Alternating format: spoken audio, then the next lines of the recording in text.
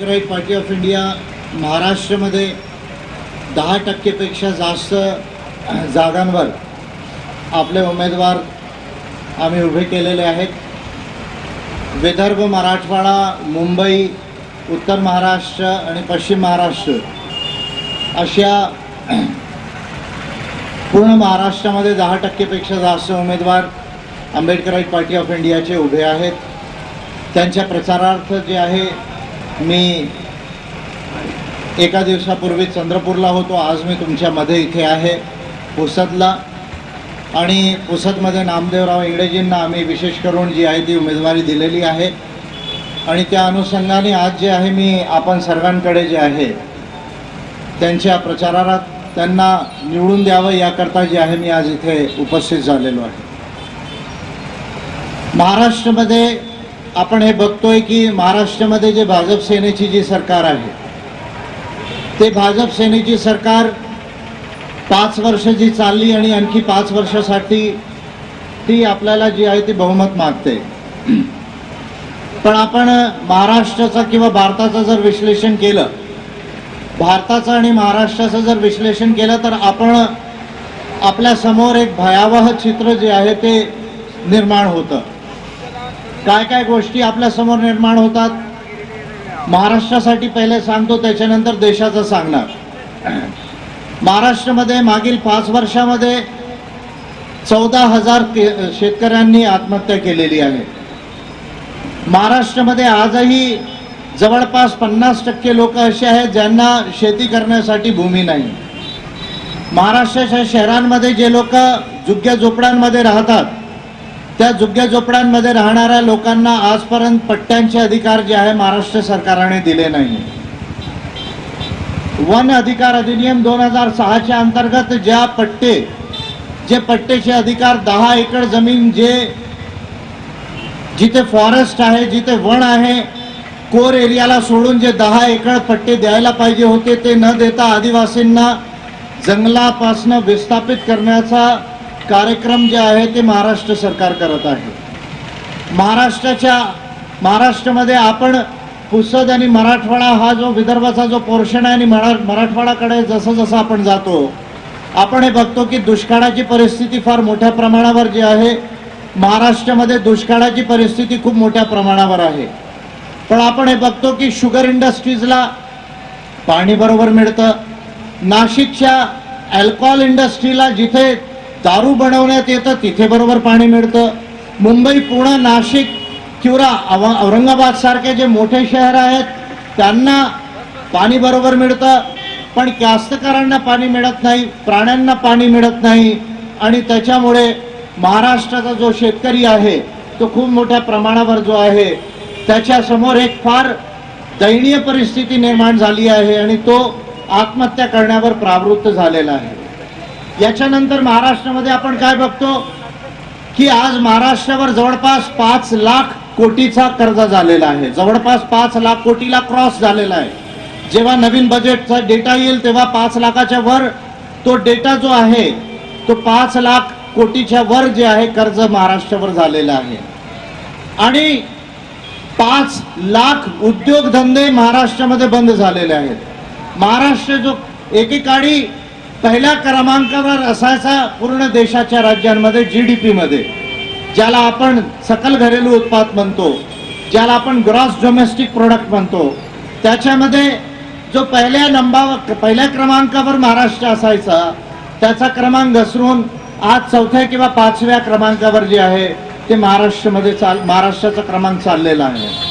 ह्या सर्व बाबींना जर आपण बघतो आणि भाजप सेनेची जी सरकार आहे आणि विशेष करून भाजपा जी हे म्हणते, आमचे जे मुख्यमंत्री म्हणतायत की आम्ही 1 कोटी लोकांना रोजगार देणार, आम्ही महाराष्ट्राची इकॉनॉमी $1 ट्रिलियन करणार 2024 पर्यंत। मला कधी कधी खूप हास्य येतं ह्या लोकांवर, कारण मी पूर्ण भारतामध्ये फिरतोय। तुम्हाला याची जाणीव असायला पाहिजे की Ambedkarite party of India API फक्त महाराष्ट्रापुरती पार्टी नाही, ही पूर्ण देशाच्या 20 राज्यांमध्ये आहे। हरियाणामध्ये निवडणूक चालू आहे, तिथेही आमचे उमेदवार उभे आहेत आणि लवकरच झारखंडमध्ये निवडणूक होणार, तिथे सुद्धा APIचे उमेदवार खूप मोठ्या प्रमाणावर लढणार. म्हणून API जी आहे ती फक्त महाराष्ट्रापुरता पार्टी नाही, कोणती एका समुदाय किंवा धर्मापुरती पार्टी नाही, हे पूर्ण 130 कोटी लोकांची पार्टी आहे, देशाची पार्टी आहे, मानवतेची पार्टी आहे. आणि म्हणून मी पूर्ण देशामध्ये जातो. नरेंद्र मोदीची जी गव्हर्नमेंट आहे, जनतेच्या पॉलिसीज आहेत त्याच्यावर जी आहे मी खूप सारं भाष्य करतो. आणि मला कधी कधी खूप हास्य येतं. का हास्य येतं की ह्या लोकांना काय म्हणावं नाही ह्या गोष्टींचं मला हास्य येतं. का हास्य येतं? आज भाजप सरकार हे म्हणतंय की आम्ही महाराष्ट्रामध्ये 1 कोटी लोकांना रोजगार देणार, पण हे सांगितलं नाही की मागील 5 वर्षामध्ये किती कोटी लोकांना रोजगार दिलं आणि किती कोटी लोक बेरोजगार आहेत. याचा डेटा बीजेपी गव्हर्नमेंटने डिक्लेअर केला नाही. खरं तर ज्या गव्हर्नन्स करतात, ज्यांचं शासन असतो, ज्यांची सरकार असते, त्यांनी घोषणापत्र काढायला नको. त्यांनी आपल्या 5 वर्षाच्या कार्याचा रिपोर्ट कार्ड काढायला हवा. जसा निकाल लागतो, विद्यार्थी परीक्षा देतो आणि रिपोर्ट कार्ड निघतो, तसं रिपोर्ट कार्ड गव्हर्नमेंट्सनी काढायला हवं. पण आम्ही बघितलं की देशामध्ये नरेंद्र मोदी सरकारांनी सुद्धा रिपोर्ट कार्ड काढलं नाही आणि फडणवीस सरकार ही जे आहे ते रिपोर्ट काढत नाही, तरी सुद्धा म्हणते की आम्ही 1 कोटी लोकांना रोजगार देणार. आता आपण NSSOचा डेटा बघितला, श्रम मंत्रालयाचा डेटा बघितला, स्टॅटिस्टिकल ऑर्गनायझेशनचा डेटा बघितला, तर आपण काय बघतो? आपण हे बघतोय की पूर्ण देशामध्ये आजच्या तारखेला 20-25 लाख लोकांनाही एका वर्षामध्ये रोजगार मिळत नाही. पूर्ण 1 वर्षामध्ये पूर्ण देशामध्ये 20 ते 25 लाख लोकांनाही रोजगार मिळत नाही. दुसरी भयावह पोझिशन जी भारतामध्ये निर्माण झालेली आहे ती काय आहे की भारतामध्ये ज्याला आपण वर्क फोर्स लेबर पार्टिसिपेशन म्हणतो, म्हणजे आपले जेवढे 16 वर्षा ते 60 वर्षापर्यंतचे जे लोक आहेत ते किती रोजगारमध्ये आहेत, याला वर्कफोर्स पार्टिसिपेशन असं म्हणलं जातं. त्याच्या अनुसार नरेंद्र मोदी सरकार जेव्हा आली किंवा फडणवीसांची सरकार महाराष्ट्रामध्ये आली, त्याच्यापूर्वी 45 कोटी लोक जवळपास यांना रोजगार होतं. पण आपण नोटबंदीनंतर काय बघतोय? आपण GST जे चुकीच्या रूपाने GSTला इम्प्लिमेंट केलं, त्याच्यानंतर आपण काय बघतोय? बँकचे जे घोटाळे झालेत त्या घोटाळ्यांच्या नंतर आपण काय बघतोय की एकेकाळी 45 कोटी लोकांना रोजगार होता. आज 41 कोटी लोक ही रोजगारामध्ये नाही.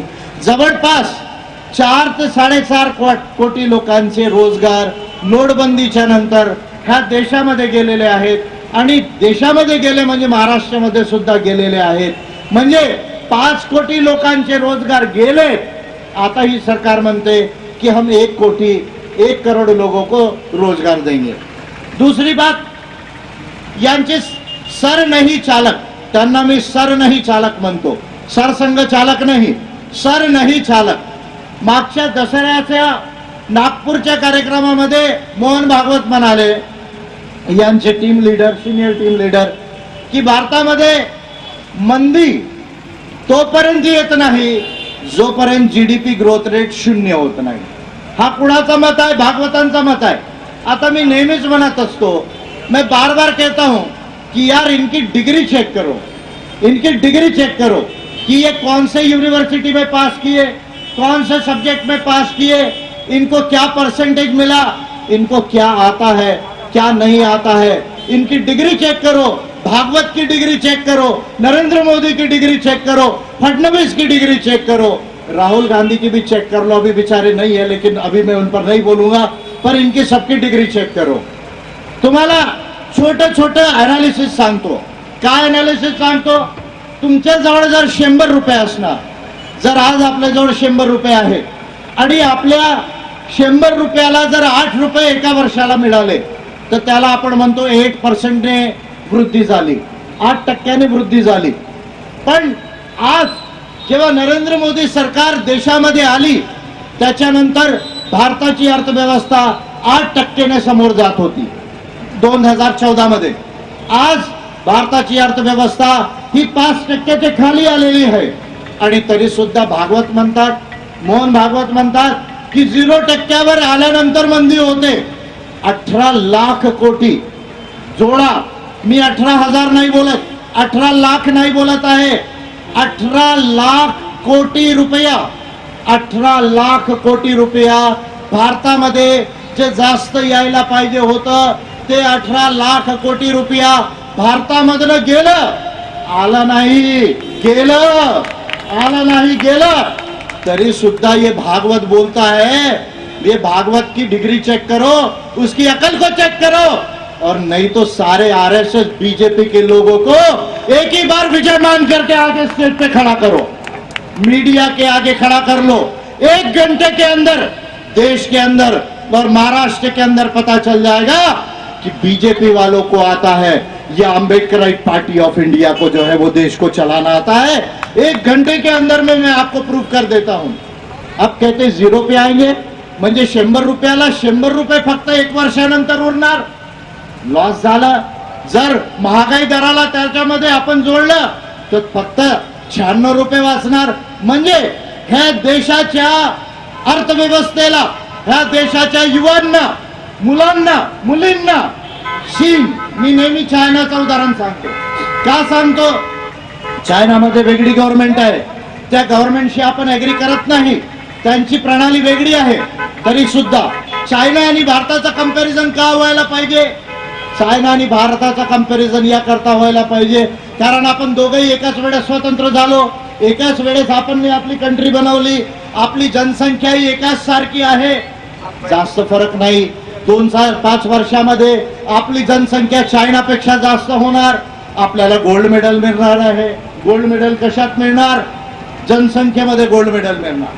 आता चायनाला जर बघितलं तर चायनामध्ये 40 वर्षामध्ये, चांगल्याने ऐका, 40 वर्षामध्ये चायनाने 85 कोटी लोकांना, 85 कोटी लोकांना गरिबीपासून बाहेर काढलं.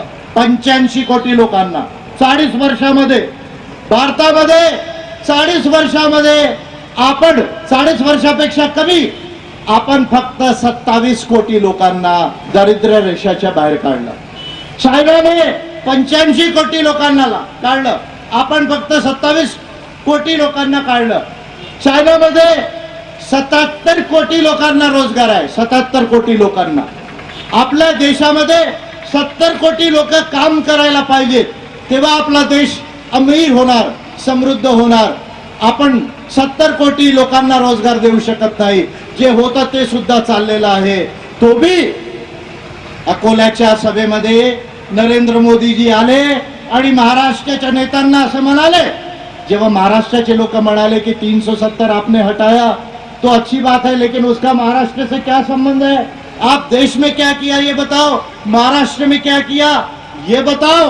तो नरेंद्र मोदी जी महाराष्ट्र के नेताओं को बोले कि आप डूब मरो, डूब मरो, डूब मरो. ऐसा कौन बोले? Prime minister of India Modi ji बोले.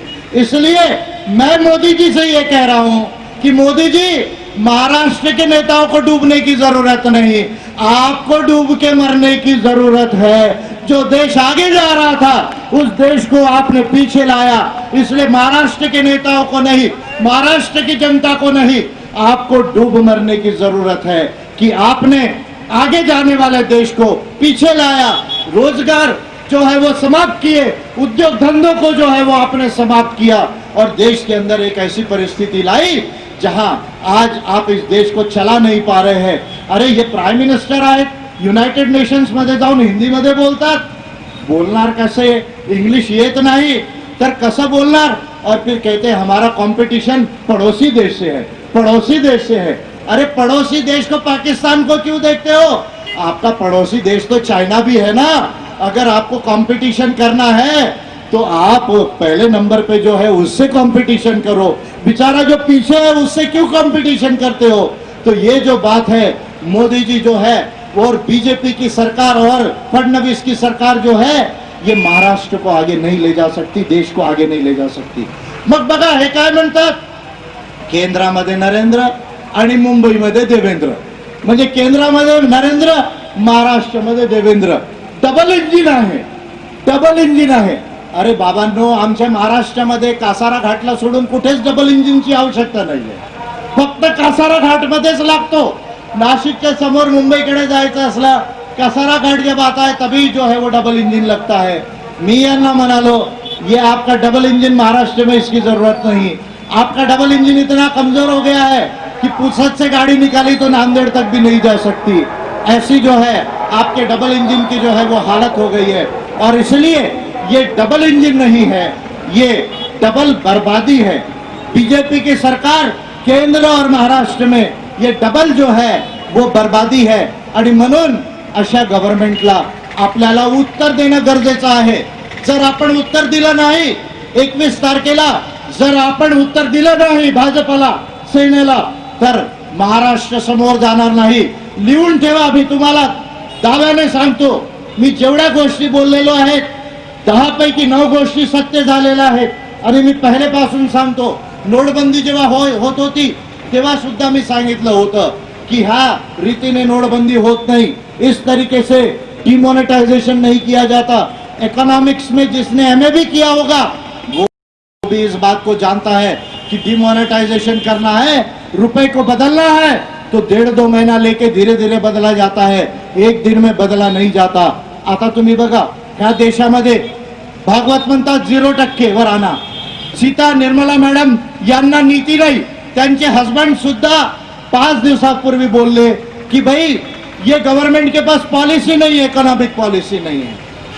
रविशंकर प्रसाद म्हणतात 2 ऑक्टोबरला 3 चित्रपटांनी 120 कोटी कमाई केली. कुठे मंदी आहे? यांचे पियुष गोयल मंत्री आहेत, ते म्हणतात अर्थशास्त्राचे कॅल्क्युलेशन करू नका, अंकगणित जोडू नका, त्याच्याने काही पण इन्व्हेन्शन होऊ शकत नाही. यांची थिंकिंग बघा. आणि ह्या देशाच्या लोकांना ते मूर्ख बनवतायत. आपल्याला सर्वांना मूर्ख समजतायत की आपल्याला काहीच कळत नाही. भारत समोर जाणारा मागे चाललेला आहे. आणि त्यामुळे जे आहे बीजेपी गव्हर्नमेंट, सेना गव्हर्नमेंट जे आहे त्याला बदलवण्याचा जो आहे वेळ जी आहे महाराष्ट्रामध्ये आलेली आहे. पण जर यांना आपल्याला बदलवायचं असेल तर आपली नीती काय असायला पाहिजे? आपण काय केलं पाहिजे? आम्ही महाराष्ट्रामध्ये नव्हे, पूर्ण देशामध्ये आंबेडकराईट पार्टी ऑफ इंडिया एकमात्र अशी पार्टी आहे जी नीती अभिवचन डिक्लेअर करत असते, जी पॉलिसी डिक्लेअर करत असते. आणि ह्या पॉलिसीला जर आपण अडॉप्ट केलं, ह्या पॉलिसीला जर आपण इम्प्लिमेंट केलं तर आपण सहजपणे जे आहे ते महाराष्ट्राला आणि देशाला 5 वर्षामध्ये 10 वर्षामध्ये समृद्ध बनवू शकतो. अशी कोणती बाब नाही ज्याच्याने आपण महाराष्ट्राला किंवा देशाला समृद्ध बनवू शकत नाही. मी फार ठोकळ गोष्टी तुम्हाला सांगणार, कारण आज शेवटचा दिवस आहे आणि आपल्याला इलेक्शन कमिशन ऑफ इंडियाचे गाईडलाईन सुद्धा फॉलो करायचे आहेत. आणि आम्ही नेहमीच इलेक्शन कमिशन ऑफ इंडियाचे गाईडलाईन फॉलो करत असतो. हा कॅमेरा समोर आहे, मला माहिती आहे, तो कॅमेरा मला कॅच करत आहे. आपण इलेक्शन कमिशनच्या गाईडलाईनला फॉलो करतो, पण इलेक्शन कमिशन ऑफ इंडिया भारताच्या नागरिकांच्या गाईडलाईनला फॉलो करायला तयार नाही. इलेक्शन कमिशन ऑफ इंडिया भारताच्या लोकांच्या गाईडलाईनला फॉलो करायला तयार नाही. सर्व भारताचे लोकांनी पार्ट्या म्हणतात कि ईवीएम से चुनाव नहीं चाहिए. क्या बोल रहे हैं कि ईवीएम से चुनाव नहीं चाहिए. जहां भारत में आदमी को साइन मारना नहीं आता, पढ़ना लिखना नहीं आता, खाता खोलना नहीं आता, वहां पर उसको बटन दबाने को बोलते हो और बोलते हो कि आपका वोट बरोबर जगह चले गया. स्लिप निकलती है, वो स्लिप डब्बे में जाती है, लेकिन जब स्लिप गिनने की बारी आती है तो केवल आप 5 बूथ को गिनते हो. मैं पहला लीडर हूं इंडिया में. 2014 में मैंने इलेक्शन कमीशन ऑफ इंडिया को पिटीशन किया था. क्या पिटीशन किया था? कि कम से कम 30% बूथ को काउंट करना चाहिए. पर इलेक्शन कमीशन ऑफ इंडिया आज तक इस बात को मानने के लिए तैयार नहीं कि बूथों को गिनना चाहिए, कम से कम 30% बूथ की स्लिप को गिनना चाहिए. इसको मानने की जो है वो तैयार नहीं है. खैर ये एक अलग इशू है, ईवीएम का इशू अलग है, आज मैं उस पर ज्यादा नहीं बोलूंगा. पण ईवीएम एक इशू आहे आणि भारतामध्ये ईवीएम मध्ये किंवा बॅलेट यायला पाहिजे किंवा 100% बूथच्या स्लिप्सला मॅच करायला पाहिजे, जेणेकरून दूध का दूध होगा, पानी का पानी होगा अन्यथा ईव्हीएम मध्ये जे वोटिंग आपण करतोय त्याची सत्यापिता आपल्याला कधीच कळू शकणार नहीं। और ये मेरा चैलेंज है, क्योंकि इसकी जो चिप बनी है ईवीएम की वो अमेरिका की आईएनएक्स कंपनी ने बनाई है, ये मुझे मालूम है। ये आप कितना भी डेमो यहाँ करके बताओगे इलेक्शन कमीशन वाले, उससे ये ईवीएम सही साबित नहीं होती, क्योंकि उसकी चिप अमेरिका की कंपनी ने बनाई है और उसका सोर्स कोड उनको मालूम है और इलेक्शन कमीशन ऑफ इंडिया को मालूम है। इसको वेरीफाई करना बहुत मुश्किल है, लेकिन आज मैं इस पर बात नहीं करूंगा। मेरे को जो करना है कानूनी तौर पर मैं करूंगा। मेरे 10 बिल चुनावी व्यवस्था को बदलने के लिए संसद में ला रहा हूं प्राइवेट मेंबर बिल के रूप में, और तमिलनाडु के चिदम्बरम के सांसद जो है थोल थिरुनावलम जी ने मुझे आश्वासन दिया है की जे 10 बिल में भारताची निवडणूक पद्धतीला प्रातिनिधिक बनवण्यासाठी बनवलेले आहेत, ती बिल जे आहेत संसदेमध्ये येणार, त्याच्यावर मी समोर प्रयत्न करणार। पर ईव्हीएम एक मुद्दा आहे, याच्याकडे आपल्याला लक्ष देणं गरजेचं आहे। दुसरी बाब काय, हा 5 लाख कोटीचा कर्ज कमी होऊ शकत नाही काय? आपला बजेट 4 लाख कोटीवर जाऊ शकत नाही? हमखास जाऊ शकतो। 4 लाख कोटीच्या वर महाराष्ट्राचं बजेट हमखास जाऊ शकतो। काय करावं लागणार? त्याच्यासाठी टॅक्सेशन पॉलिसीला करेक्ट करणं गरजेचं आहे। टॅक्सेशन पॉलिसी आपली जेवढी चांगली असणार, जेवढं चांगलं आपण बजेटचं जे आहे निर्माण करू शकणार। जर 4 लाख कोटीवर जर आपला बजेट महाराष्ट्राचं जर आपण लिहिलं आणि त्याचं बजेटिंग प्रॉपर केलं, कसं बजेटिंग प्रॉपर करायचं? छोटे छोटे उदाहरण सांगतो। हे भटके विमुक्त आपले लोक आहेत, बंजारा आहेत, कैकाडी आहेत, वड्डर आहेत, पारधी आहेत, लंबानी आहेत, डीटीएनटीचे लोक आहेत। मनोहर नाईक इथले पहिले एमएलए होते मला असं वाटते, आणि त्यांना कदाचित माहिती नसावा, पण मनोहर नाईकांना मी सांगू इच्छितो की रेणके कमिशन जेव्हा बनलं होतं, तर रेणके कमिशनला सर्वात पहिले जे डीटीएनटी लोकांसाठी मॅनिफेस्टो बनवून की डीटीएनटी लोकांची, व्हीजेएनटी लोकांची प्रॉब्लेम कशी सॉल्व्ह व्हायला पाहिजे याला पेटिशन देणारा पहिला लीडर भारताचा मी होतो। याची कदाचित जे आहे मनोहर नाईकांना जी कल्पना नसेल, त्यांना मी सांगू इच्छितो। दुसरं, इद्दते कमिशन, जे इद्दते कमिशनचा आता रिपोर्ट आलेला आहे, तुम्हाला माहिती नसेल, मनोहर नाईकांना तो भेटायला आला नाही। मनोहर नाईकांना तो भेटायला आला नाही। इद्दते कमिशन दिल्ली पासून फक्त एकच नेत्याला भेटायला आला नागपूरमध्ये, आणि डीटीएनटीची प्रॉब्लेम कशी सॉल्व्ह व्हायला पाहिजे, कशी हल व्हायला पाहिजे हे विचारायला दिल्लीवरनं नागपूरला चालून इद्दते कमिशन आलं। आणि इद्दते कमिशनला नागपूरमध्ये मी रायटिंग मध्ये पेटिशन केली की डीटीएनटी व्हीजेएनटीची प्रॉब्लेम कशी सॉल्व्ह होऊ शकते, ते मी विस्तार मध्ये लिहून दिलं आणि ते त्यांच्या रिपोर्टमध्ये त्यांनी इन्कॉर्पोरेट केलेलं आहे। काय करण्याची गरज आहे? हा महाराष्ट्राचा बजेट, त्या बजेटमध्ये तुम्ही शेतीसाठी प्रोव्हिजन करा, शेतीसाठी प्रोव्हिजन करा, चांगलं प्रोव्हिजन करा। का कास्तकार आत्महत्या करताय? Why? What is the problem? Why the farmers of India are compelled to commit suicides on such massive scale in the country? का कास्तकार आत्महत्या करतायत? कारण agriculture is not an industry in India. जी कृषी आहे ते कृषी उद्योग नाही। आपल्या देशामध्ये कृषी उद्योग नाही। उद्योगधंदे इंडस्ट्री एमआयडीसी मध्ये उघडतात, सेज मध्ये उघडतात, पण ॲग्रिकल्चरला आपण इंडस्ट्री बनवलं नाही। जोपर्यंत आपण ॲग्रिकल्चरला इंडस्ट्री बनवणार नाही, उद्योग बनवणार नाही, तोपर्यंत शेती कधीच फायद्याचा धंदा होणार नाही। आणि त्याच्यामुळे आपल्या देशामध्ये खूप मोठा कमिशन बनलं। काय त्या कमिशनचं नाव आहे? तुम्हाला कोणी सांगलं नसणार, फडणवीसांनी सांगलं नसणार, उद्धव ठाकरेंनी सांगितलं नसणार, शरद पवारांनी सांगितलं नसणार, बाकी लोकांचं नाव घेणं मी गरजेचं समजत नाही, पण या लोकांनी तुम्हाला सांगितलं नसणार की 2006-07 मध्ये भारतामध्ये खूप मोठं कमिशन बनलं होतं। काय त्या कमिशनचं नाव आहे? स्वामीनाथन कमिशन। काय स्वामीनाथन कमिशन आहे? स्वामीनाथन कमिशनने खूप सारे रिकमेंडेशन दिले। काय ते रिकमेंडेशन होते? की आपल्या देशाची कृषी हे उद्योग कसं बनणार, कास्तकार श्रीमंत कसं बनणार, याचे रिकमेंडेशन स्वामीनाथन आयोगने दिले होते। पण पहिले काँग्रेस सरकारने आणि आता भाजप सरकारने ह्या कमिशनचे रिकमेंडेशनला लागू केलं नाही, ज्याची परिणिती ही होत आहे की आजपर्यंत कास्तकार गरिबीमध्ये आहे, शेती घाट्यामध्ये तोट्यामध्ये आहे. आणि म्हणून जर APIचे MLA निवडून गेले, सपोज नामदेवराव इंगळेजी निवडून गेले, तर माझा सर्वात मोठा अजेंडा राहणार की 4 लाख कोटीच्या वर हा जो बजेट महाराष्ट्रामध्ये बनणार त्याच्यापैकी 10 ते 15% पेक्षा जास्त फक्त शेतीवर जे आहे ते एक्सपेंडिचर करण्यात यावं आणि कास्तकाराला श्रीमंत बनवण्यात यावं. ही पॉलिसी जी आहे त्याच्यावर API जे काम करणार, हा पहिला पॉइंट आहे ज्याला मी आपल्याला बोलू इच्छितो. दुसरी बाब OBC आणि VJNT. महाराष्ट्रामध्ये पण खूप मोठी संख्या आहे. OBC 22% वर आहेत, VJNT 8-9% वर आहेत सर्वांना मिळवलं तर. पण आरक्षण OBCला 19% आहे.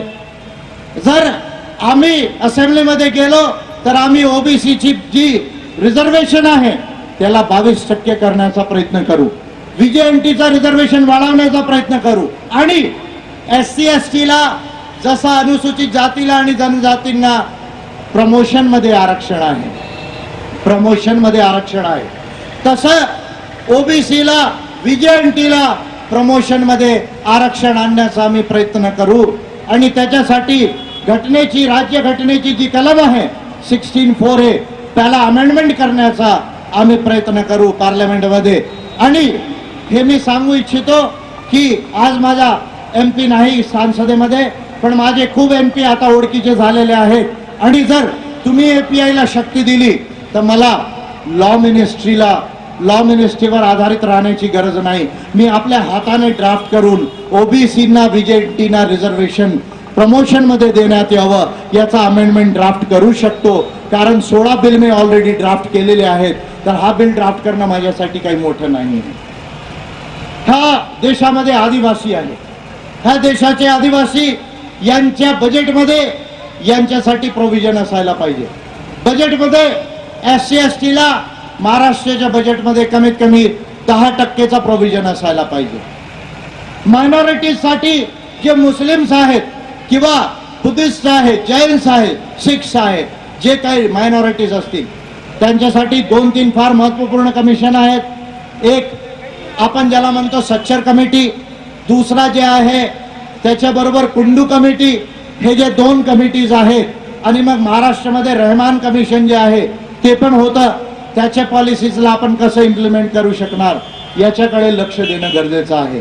आणि याच्याबरोबर महाराष्ट्राच्या शेतीला उद्योग बनवून महाराष्ट्रामध्ये स्किल डेव्हलपमेंट करणं गरजेचं आहे. महाराष्ट्राच्या मुलामुलींना टॅलेंट डेव्हलपमेंट करणं गरजेचं आहे. परत मी तुम्हाला चीनकडे नेणार. का चीनकडे नेणार? कारण चीन विश्वामध्ये दुसरी आर्थिक शक्ती झालेला आहे. कसं झालेलं आहे दुसरी आर्थिक शक्ती चीन? याच्यामुळे झालं कारण तुमच्या हाती जो मोबाईल आहे, तुमच्या ह्या ज्या गाडीज आहेत, याच्यामध्ये जर तुम्ही बघितलं तर जेवढे काही पार्ट्स आहेत ते चायनामध्ये बनतात. आणि चायनामध्ये गावागावामध्ये छोट्या छोट्या कंपनीमध्ये हे बनतात. त्याच्यासाठी कोणी अंबानी सारखी मोठी कंपनी लावण्याची त्यांना गरज पडत नाही. का पडत नाही? कारण चायनाने ह्युमन डेव्हलपमेंट केलेलं आहे. कोणतं डेव्हलपमेंट केलेलं आहे? ह्युमन डेव्हलपमेंट केलेलं आहे. जोपर्यंत कोणताही पॉप्युलेशन, कोई भी जनसंख्या जब तक टैलेंट और स्किल में डेवलप नहीं होती, तब तक वो देश का क्वालिटी प्रोडक्शन नहीं होता. आपण काय बघून राहिलेलो आहे? सर्व अर्थशास्त्राचे पॅरामीटर, GDP मागे चाललेला आहे, इंडस्ट्रियल प्रोडक्शन मागे चाललेला आहे, एम्प्लॉयमेंट मागे चाललेला आहे, कन्झम्पशन म्हणजे जे आपण खर्च करायचो ते मागे चाललेला आहे, महागाई थोडीशी समोर वाढून राहिलेली आहे. म्हणजे आपण जेवढे इकॉनॉमिक इंडिकेटर्स बनतो आणि एक्सपोर्ट्स जे आपण इथे तयार करून विदेशाला पाठवायचे ते सुद्धा जे आहे ते मागे चाललेले आहे. हे का होऊन राहिलेलं आहे? कारण महाराष्ट्रामध्ये असो किंवा भारतामध्ये असो, जोपर्यंत लोकांना आपण चांगल्या रूपाने, जोपर्यंत आपण स्किल डेव्हलपमेंट करणार नाही, टॅलेंट डेव्हलपमेंट करणार नाही, तोपर्यंत हे मुलं मुली जे आहेत त्यांना प्रोडक्शन करता येणार नाही. क्वालिटी प्रोडक्शन जर होणार नाही तर तुमचा एक्सपोर्ट वाढणार नाही. जर एक्सपोर्ट वाढणार नाही तर देशाला पैसा मिळणार नाही आणि देश आपला गरीब राहणार. म्हणून महाराष्ट्रामध्ये आम्ही जर जिंकून आलो तर आमचा सर्वात जास्त प्रयत्न असणार की महाराष्ट्राच्या युवांना युवतींना जास्तीत जास्त स्किल डेव्हलपमेंट टॅलेंट डेव्हलपमेंट करून महाराष्ट्रामध्ये उद्योगधंद्यांना जे आहे ते एनकरेज केल्या जावं आणि उद्योगधंद्यांच्या माध्यमातून महाराष्ट्रामध्ये हा युवा युवतींना 80% अफर्मेटिव्ह ऍक्शन म्हणजे जी काही कंपनी महाराष्ट्रामध्ये राहणार त्याच्यापैकी 80% जे आहे ते महाराष्ट्राच्या मुलामुलींनाच फक्त तिथे नोकऱ्या मिळायला पाहिजे. फक्त 20% लोकांना बाहेरून मिळायला पाहिजे. ही पॉलिसी जी आहे एक महत्वपूर्ण आहे. जे आदिवासी आहेत त्या आदिवासींना हा निवडणुकीनंतर वनांमधून काढण्याचा जो आहे प्रकार महाराष्ट्रामध्ये सुरू होणार. जर APIचे लोक निवडून गेलेत तर आम्ही महाराष्ट्रामध्ये जेवढे आदिवासी वनांमध्ये राहतात ते वन अधिकार अधिनियम 2006च्या अंतर्गत त्यांचे क्लेम सेटलमेंट करण्याचा जे आहे आम्ही प्रयत्न करवणार. आणि जे 2 बिल मी दिलेले आहेत संसदेला की आदिवासींना जल जमीन जंगलचा मालिक बनवण्यात यावं. काय बिल्स दिलेले आहेत? बिल्स हे आहेत की भारताच्या राज्यघटनेमध्ये पहिल्या पिढीचे आदिवासींचे अधिकार आहेत पण दुसऱ्या पिढीचे आदिवासींचे अधिकार नाही. भारतीय राज्यघटनेमध्ये जे second generation of indigenous rights आपण म्हणतो ते आपल्या राज्यघटनेमध्ये नाही. जेव्हा भारताने ILO convention 1957 107 convention international labour ऑर्गनायझेशनचं साईन केलं आणि त्याच्यानंतर 189 कन्व्हेन्शन ILOचा जो आहे तो 1989चा ILO कन्व्हेन्शन 169 जे आहे त्याला साईन नाही केलं. पण 2007 मध्ये united nations declaration of rights of indigenous people 2007 ला आपण साईन केलं. पण त्याच्या अनुषंगाने आपल्या राज्यघटनेमध्ये आपण अमेंडमेंट केले नाहीत. आपल्या लॉजला आपण अमेंड केलं नाही. आणि म्हणून जर आज आपण बघतोय की bullet train Mumbai Ahmedabad bullet train Ambani की पाइपलाइन जहां जा रही है पालघर से वो सारी की सारी ज्यादातर आदिवासियों की जमीन, आदिवासी के जमीन से बुलेट ट्रेन को ले जाया जा रहा है. आदिवासी के जमीन से अंबानी की पाइपलाइन जा रही है. लेकिन आदिवासियों को उनके जमीन से विस्थापित किया जा रहा है. त्यांना त्यांच्या जमिनीपासून विस्थापित करण्यात येत आहे आणि त्यांना कोणत्याही प्रकारचा प्रॉपर कॉम्पन्सेशन आणि प्रॉपर सेटलमेंट करण्यात येत नाही आहे. तर मी संसदेला बिल दिलेले आहेत. काय बिल आहेत की जर तुम्हाला लाईन पाहिजे पाईपलाईन पाहिजे घ्या, काही हरकत नाही. पण तोपर्यंत ती जमीन मिळणार नाही. केव्हापर्यंत जमीन मिळणार नाही? जोपर्यंत ग्रामसभा त्याची अनुमती देत नाही. जोपर्यंत ग्रामसभा त्याची अनुमती देत नाही तोपर्यंत तुम्हाला बिल मिळणार नाही, तोपर्यंत ती जमीन मिळणार नाही. आणि जर ग्रामसभांनी ती अनुमती दिली तर त्या अनुमतीच्या नंतर तुम्हाला फक्त जमिनीच्या ऐवजीमध्ये जमीन किंवा चपराशाची नोकरी त्या कंपनीमध्ये नाही, आदिवासींना 10% 15%चा शेअर होल्डर त्या कंपनीमध्ये बनवावा लागेल. शेअर होल्डर तुम्हाला त्या कंपनीमध्ये बनवावं लागेल. अशी जी अमेंडमेंट आहे, अशी जी घटना दुरुस्ती आहे त्याचा बिल मी दिलेला आहे. याच्यावर आम्ही महाराष्ट्रामध्ये कार्य करणार. जेवढे गावामध्ये लोक आहेत ज्यांच्याजवळ जमीन नाही त्यांना 5 एकर जमीन मिळेल अशी आम्ही प्रयत्न करू. आणि जर जमीन महाराष्ट्राची संपली तर ज्यांच्याजवळ जास्त जमीन आहे त्याला विकत घेऊन त्यांना देण्याचा प्रयत्न करू.